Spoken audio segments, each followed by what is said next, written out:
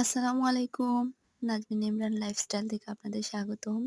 আজকে ভিডিওটা আপলোড করলাম। সকাল, সকাল ঘুম থেকে উঠে কয়েকটা রুটি তৈরি করে নিলাম। তারপর মাছগুলো ফ্রিজ থেকে বাইর করলাম। ভিজিয়ে নিলাম ব্যাস। তারপর টমেটোগুলা একসাথে ধুয়ে নিলাম। ধনিয়া পাতাগুলো ধুয়ে নিলাম। কাঁচামরিচটা সাথে রাখলাম। আমি এইসব তরকারিতে কাঁচামরিচ এড করি। পেঁয়াজগুলো, রসুনগুলো একত্রিত করে রাখলাম। টমেটো কেটে নিলাম, ধনিয়া পাতা কেটে নিলাম। তারপর আমি এগুলা রান্না করব। মাছগুলা যখন আইস চটে গেল তখন আমি এগুলো দুটো করে নিচ্ছি। তারপরে এগুলো কেটে আমি ভাজবো।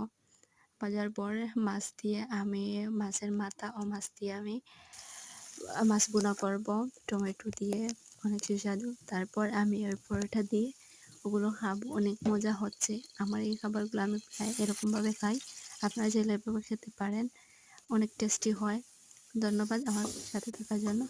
আর আমার ভিডিও দেখে লাইক কমেন্ট করতে ভুলবেন না।